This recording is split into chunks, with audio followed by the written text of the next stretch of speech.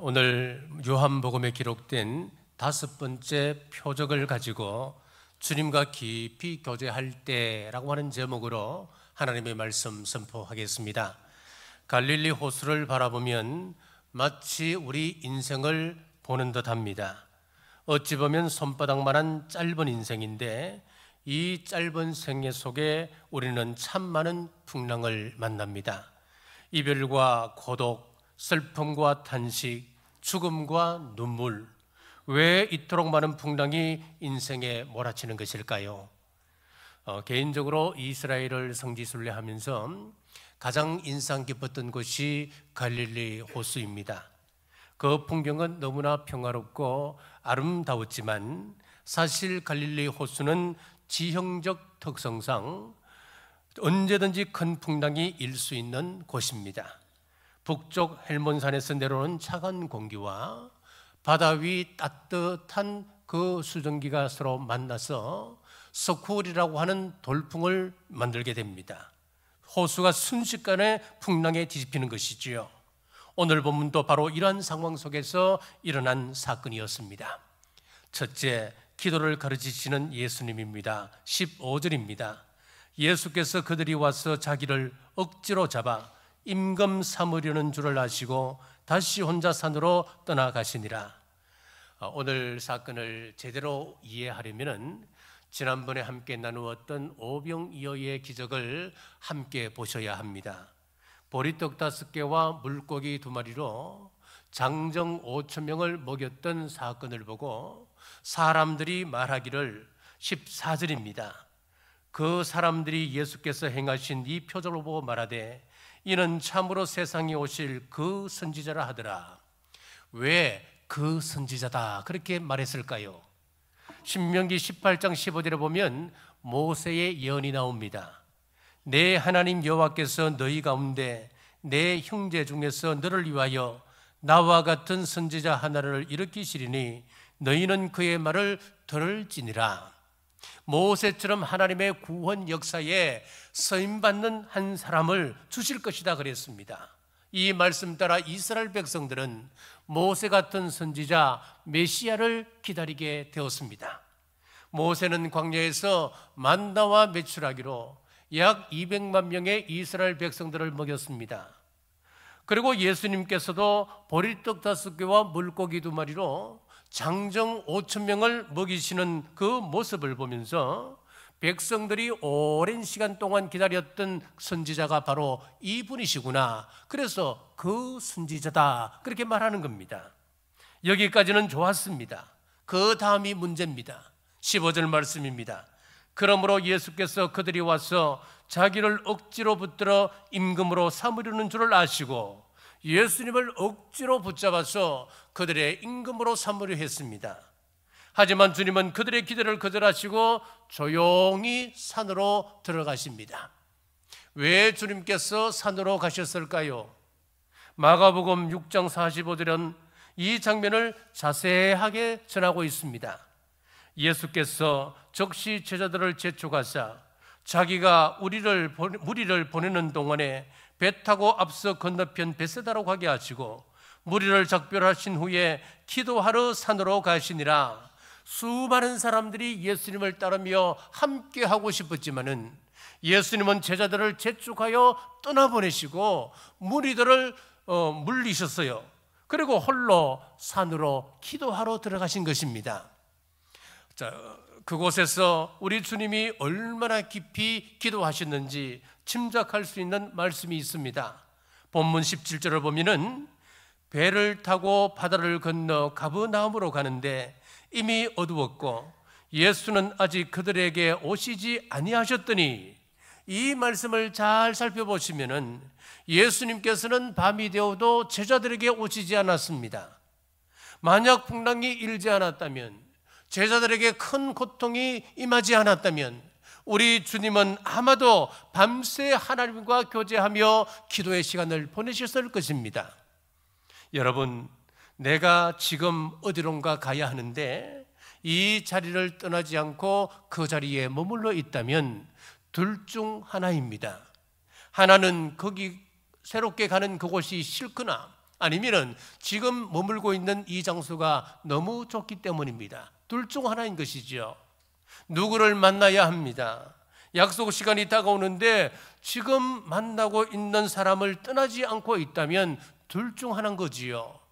새롭게 만나야 할 그 사람이 싫던가, 아니면 지금 만나고 있는 이 사람이 너무 좋은 것입니다.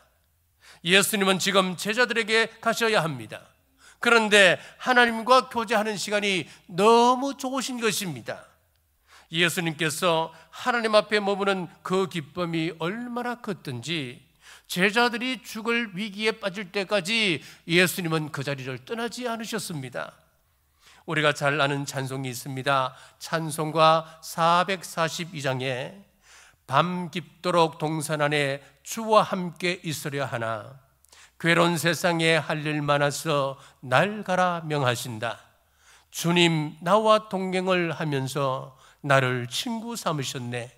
우리 서로 받은 그 기쁨은 알 사람이 없도다. 그렇습니다. 우리 예수님께서도 밤 깊도록 동산에서 하나님과 깊은 교제 함께 있으러 하셨습니다. 사랑하는 여러분, 기도는 관계입니다. 일방적인 욕으로만 채워지는 관계는 피곤하고 지칠 수밖에 없습니다. 우리가 누군가를 만나서 그 사람에게 만날 때마다 이것 달라 저것 달라 이야기한다면 어떻게 그 관계가 깊어질 수 있겠습니까? 진정한 사랑은 요구보다 함께함 자체로 만족하는 것입니다. 우리는 하나님을 사랑합니까? 아니면 하나님의 능력을 기대하고 이 자리에 오셨습니까? 또 기도하는 것입니까? 요한복음 4장 5장 42절에 보면 주님께서 이렇게 말씀합니다. 같이 읽겠습니다. 다만 하나님을 사랑하는 것이 너희 속에 없음을 알았노라. 여러분, 우리 예수님께서 하나님을 사랑하는 것이 우리 속에 없다는 것을 아노라 그렇게 말씀하셨어요. 혹시 이 말씀이 우리의 기도 생활을 향한 책망은 아닌지 돌아보셔야 합니다. 하나님 사랑합니다, 할렐루야, 아멘 하는데 내 욕심 따라 하는 것 아닌지 모르겠습니다. 우리가 하나님께 기도하면서 내 소원을 이루어 주옵소서 그렇게 기도하지 않습니까? 성경을 보면 하나님을 사랑했기에 그분 앞에 머물기를 사모했던 믿음의 선배들이 나옵니다. 다윗은 하나님의 장막에 거하는 것을 생애 최고의 기쁨으로 여겼습니다. 다니엘은 국정을 돌보는 바쁜 시간에도 하나님을 가까이 했습니다. 하나님과 만나는 그 기도의 시간, 3번의 기도 시간을 지켰습니다. 사랑하는 여러분, 우리의 기도는 어떤 모습입니까? 단순히 필요를 채워달라는 외침입니까? 아니면은 하나님 그분 자체를 사랑하기에 함께 머무는 기쁨입니까? 오늘 예수님처럼 하나님 앞에서 교제의 깊은 기쁨을 회복하는 여러분 되시기를 주님의 이름으로 축복합니다. 둘째, 자신의 경험을 벗기를 원하셨습니다. 16절에서 17절입니다. 저물매 제자들이 바다에 내려가서 배를 타고 바다를 건너 가브나움으로 가는데 이미 어두웠고 예수는 아직 그들에게 오시지 아니하셨더니, 제자들이 예수님께서 오시지 않았는데 그 어두운 밤에 왜 배를 몰았을까요? 왜 제자들이 그런 행동을 했을까요? 본문을 보면 제자들 다수는 갈릴리 호수에서 잔뼈가 굵었던 어부 출신들이었습니다.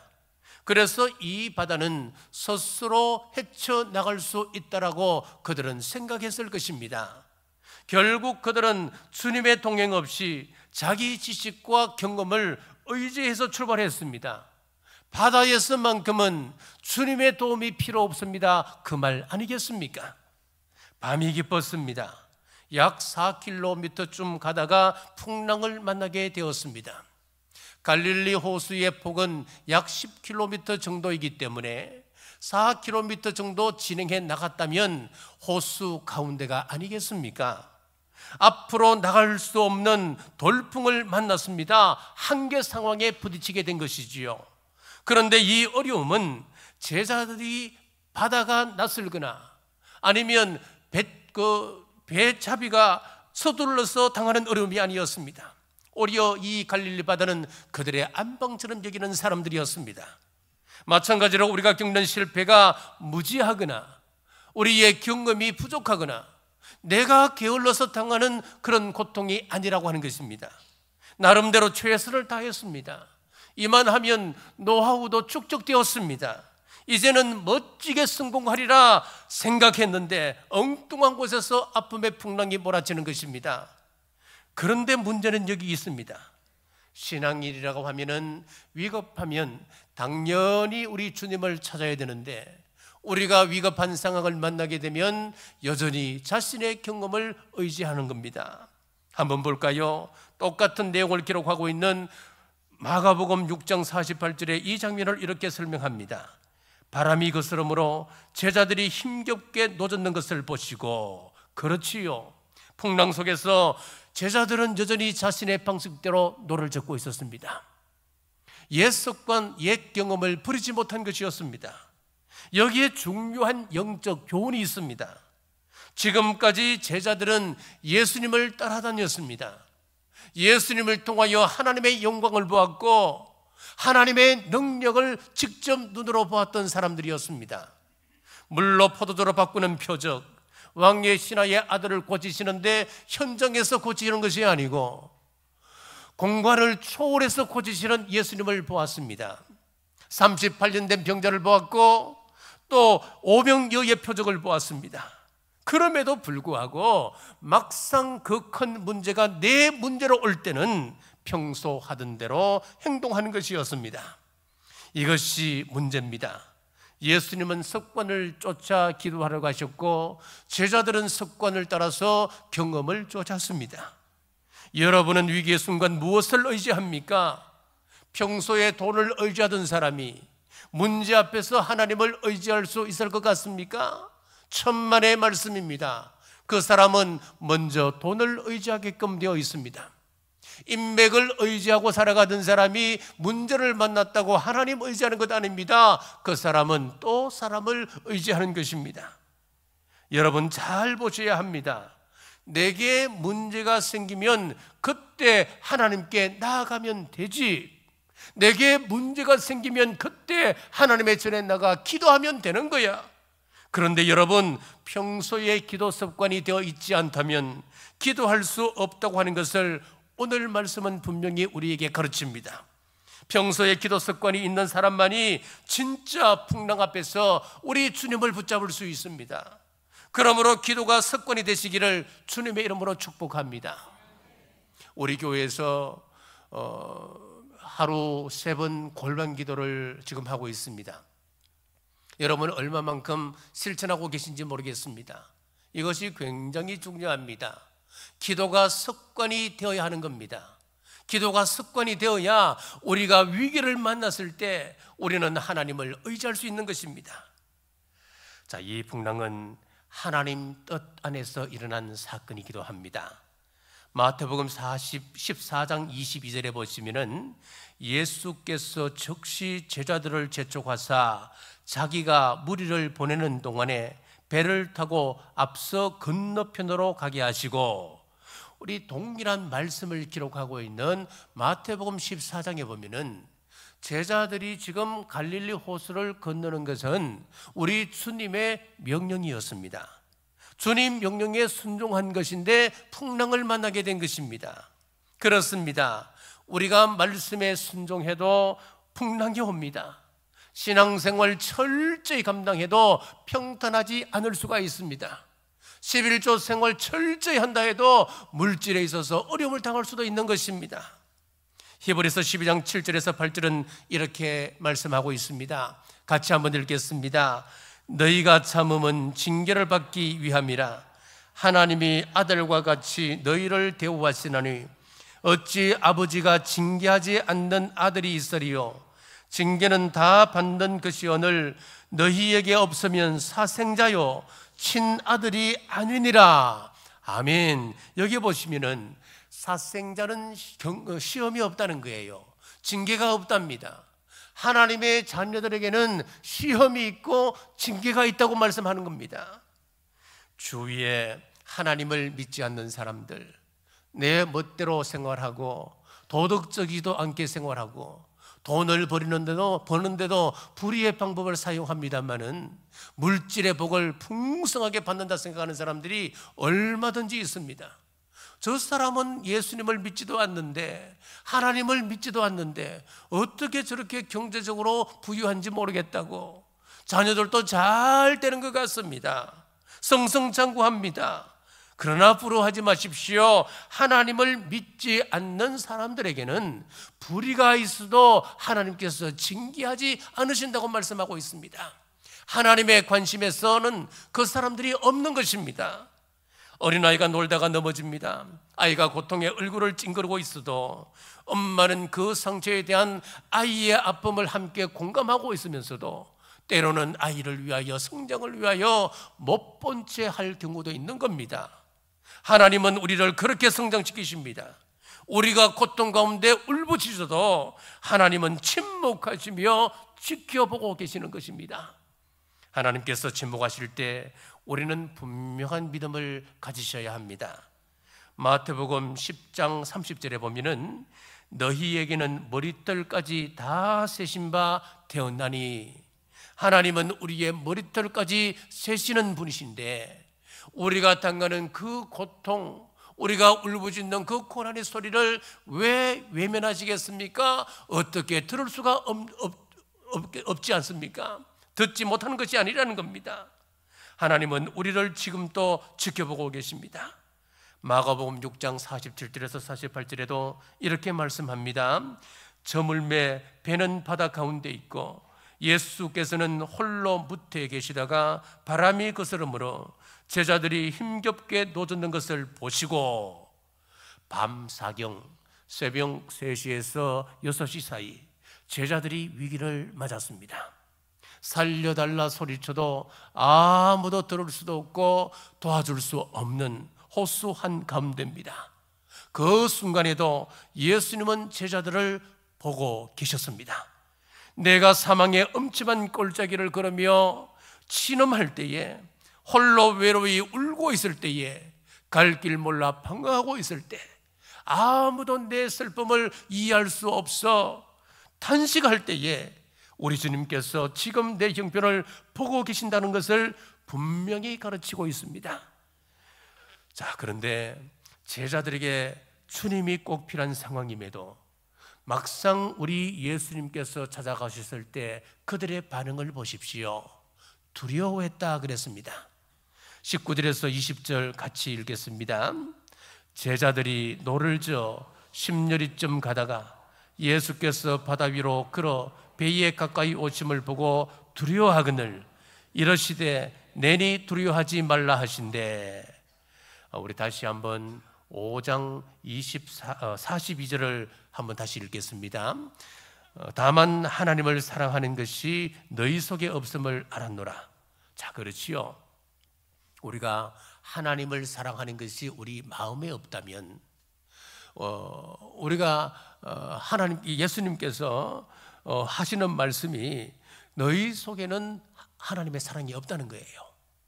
우리가 하나님과 가까이 할 마음이 없다고 하는 것은 다른 말이 아닙니다, 여러분. 우리 속에 하나님을 사랑하는 마음이 없다는 거예요, 여러분. 하나님이 우리와 함께 계신다고 하는 이 확신이 없다면, 우리가 하나님을 사랑하는 마음이 없다면 위기 앞에 두려움을 느끼게 되는 것입니다. 우리 속에 두려움이 있으면 신앙생활을 비롯해서 모든 면에서 위축됩니다. 쥐는 본래 뒷다리가 길어서 빨리 달릴 수가 있습니다. 그런데 고양이를 보게 되면 신경이 마비됩니다. 근육이 제대로 움직이지 않아서 달리지를 못하는 것입니다. 결국 고양이에게 잡혀 먹이가 되고 마는 것입니다. 그렇습니다. 두려움이 우리 건강에도 중요한 영향을 미치게 됩니다.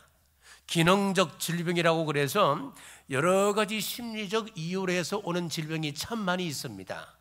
신경계통, 소화기계통, 심장계통에는 우리가 걱정하고 염려하고 두려움에 떨고 있을 때 많은 질병이 이 계통으로 오게 된다고 이야기합니다.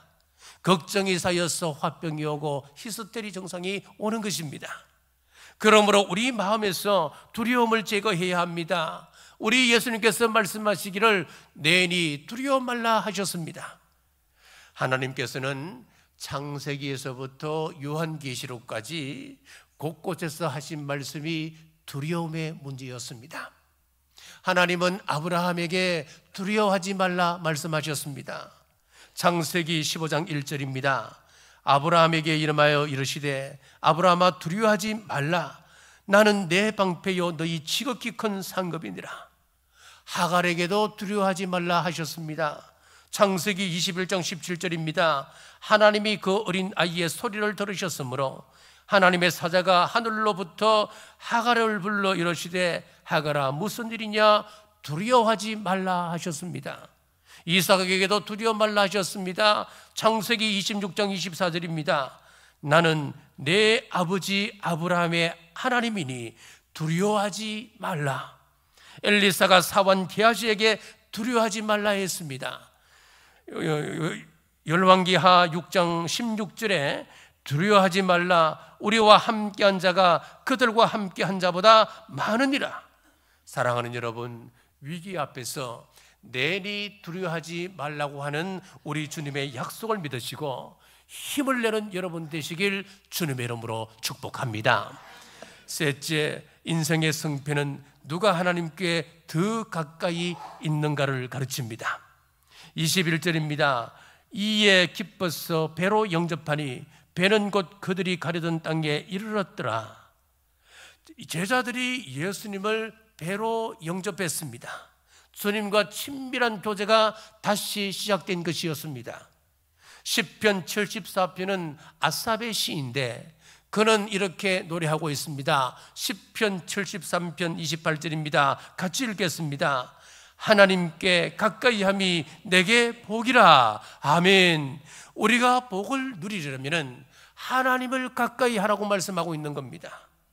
성경을 보면 하나님과의 교제를 기뻐하며 하나님을 가까이 하기를 즐거워했던 한 사람이 나옵니다.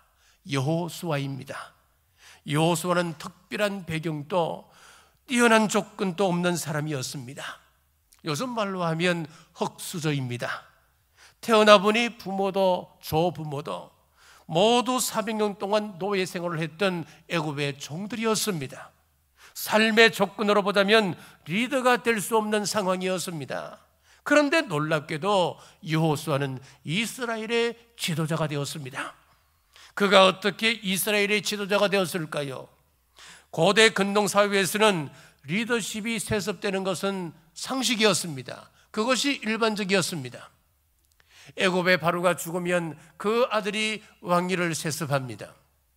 아론이 죽었습니다. 그 제사장직을 누가 이어받습니까? 그의 아들들이 승계하는 것이었습니다. 그런데 모세의 경우는 달랐습니다. 참 신기합니다. 아들 게르솜이 있었음에도 불구하고 그 아들을 지도자로 세운 것이 아니었습니다. 여호수아를 지도자로 세운 것이었습니다. 왜 하나님은 여호수아를 택하셨을까요? 출애굽기 33장 7절에서 11절에 그 이유가 나옵니다. 우리가 좀 길지만은 함께 천천히 읽어보겠습니다.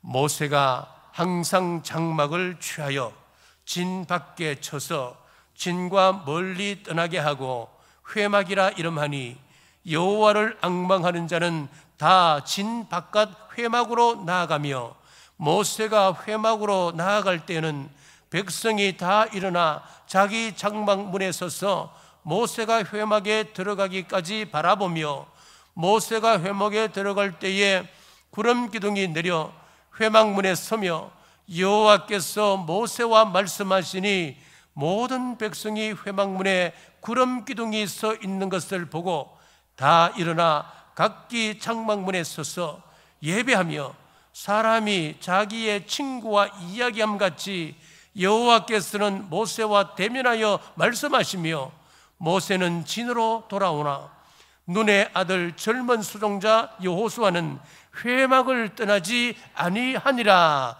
아멘. 자, 이스라엘이 머물렀던 그 장소를 진이라고 봅니다. 진이라고 이야기합니다. 자, 여기 보시면은 중앙에 성막이 있고 동서남북 사방에 각 세 지파씩 진을 치고 살도록 했습니다. 진을 치도록 했습니다. 자, 이것을 그림으로 보면 이렇습니다. 이렇지요. 중간에 회막이 있고 동서남북 사방에 이스라엘 백성들이 저렇게 진을 치고 잠시 텐트 생활을 했습니다. 자, 여기서 진으로부터 멀리 떨어진 그 중앙에 회막이 있는데 그 회막은 오늘날로 하면은 교회를 이야기합니다.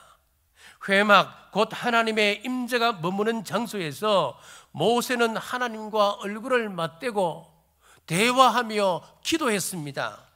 기도가 끝난 후에는 모세가 어떻게 한다 그랬어요? 회막을 떠났다 그랬어요. 자, 그런데 한 사람, 눈의 아들 젊은 수종자 여호수아는 어떻게 했답니까? 회막을 떠나지 아니하니라 그랬잖아요. 여호수아는 회막 곧 하나님의 임재의 자리에 머물기를 즐거워했습니다. 기도의 자리를 떠나지 않았습니다. 하나님과 교제를 오래 나누었던 사람이었습니다. 하나님, 제가 하나님을 더 깊이 알기를 원합니다. 하나님을 가까이 함이 저에게 행복입니다. 제가 하나님을 사랑합니다. 그 결과가 어떻게 되었습니까? 민수기 27장에 보면은 모세가 하나님 앞에 기도하기를 후계자를 누구로 세울까요? 라고 질문을 하니까 하나님께서 말씀하십니다. 민수기 27장 18절 같이 읽겠습니다. 여호와께서 모세에게 이르시되 눈의 아들 여호수아는 그 안에 영이 머무는 자니 너는 데려다가 그에게 안수하고. 아멘. 여기 보니까 여호수아에게 어떤 일이 있었습니까? 여호수아 마음에 하나님의 영이 있었다 그랬습니다. 하나님의 영은 무엇입니까? 누구십니까? 성령님이십니다. 여호수아 마음에 성령님이 계시기 때문에 여호수아에게 기름을 부으라 그렇게 말씀하고 있습니다. 여호수아가 하나님을 가까이 하는 것을 절규하니까 성령님께서도 그의 마음속에 좌정하신 것입니다. 그래서 게르솜에게 지도자직이 물러간 것이 아니고 여호수아에게 지도자직이 가게 되는 것입니다. 여호수아는 하나님의 전에 머무는 기쁨을 나눴던 사람이었습니다. 자, 여러분, 좋은 사이 얻고 싶지요? 좋은 며느리 얻고 싶으시지요? 방법을 가르쳐 드릴게요. 팁을 드릴게요. 기도 시간을 많이 가지는 사람, 하나님의 전을 가까이 하는 사람, 교회 중심적인 생활을 하는 그 사람을 보면 확실하지 않겠습니까? 그런데 우리는 보는 것이 무엇입니까? 그 집 자산을 봅니다. 학부를 보는 것입니다. 하나님은 오늘도 여호수아 같은 사람을 찾고 계십니다. 찬송가 가사 가운데 내 기도하는 그 시간 내게는 가장 즐겁다. 하나님과 깊은 교제를 즐거워하며 풍성한 은혜를 누리는 경주남부교회 모든 성도들 되시길 주님의 이름으로 축복합니다. 말씀을 맺겠습니다. 오늘 말씀은 우리 인생에 찾아오는 풍랑의 의미를 새롭게 깨닫게 해 주십니다. 그것은 우리를 넘어뜨리기 위한 고난이 아니라 하나님이 우리를 기도의 자리로, 믿음의 자리로, 더 깊은 교제의 자리로 인도하는 하나님의 사랑의 훈련임을 보여줍니다. 제자들은 자신의 경험과 노하우를 의지하다 무너졌습니다. 그때 주님은 그 풍랑 속으로 찾아오셨습니다. 그렇습니다. 우리 주님은 불꽃 같으신 눈동자로 우리를 지켜보고 계시고 찾아오시는 분이십니다. 인생의 승패는 누가 더 능력이 있는가, 누가 더 많이 배웠는가, 누가 더 좋은 조건을 가졌느냐, 그것이 아니라 누가 하나님과 오래 머무는 사람인가, 누가 기도의 자리를 오래 지키고 소중히 그 자리를 소중히 여기는가, 여기에 달려 있습니다. 기도의 자리에 오래 머물렀던 여호수아는 모세의 후계자가 되었습니다. 하나님의 전에 오르기를 사모했던 다윗은 시편의 절반을 남겼던 찬양하는 왕이 되었습니다. 석관을 쫓아 기도하던 다니엘은 사자굴에서도 무너지지 않았습니다. 오늘 우리에게도 동일한 은혜가 임하길 원합니다. 내 경험을 의지하기보다 주님을 가까이하며 기도의 자리에 머물며 그분의 능력을 신뢰하는 여러분 되시길 주님의 이름으로 축복합니다. 기도하겠습니다. 은혜가 풍성한 하나님 감사합니다. 이 풍랑기는 인생의 바다에서 주님 없이 나아갔던 저희를 용서하여 주옵소서. 경험과 지식을 의지하기보다 기도의 자리에서 주님을 기다리게 하옵소서.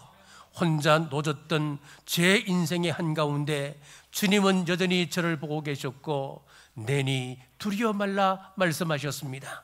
이제는 주님을 제 삶의 배에 모셔드리며 하나님 앞에 머무는 기쁨을 회복하게 하여 주옵소서. 기도로 살고 기도로 이기게 하옵소서. 다시 오실 예수님 이름으로 간절히 기도드리옵나이다. 아멘.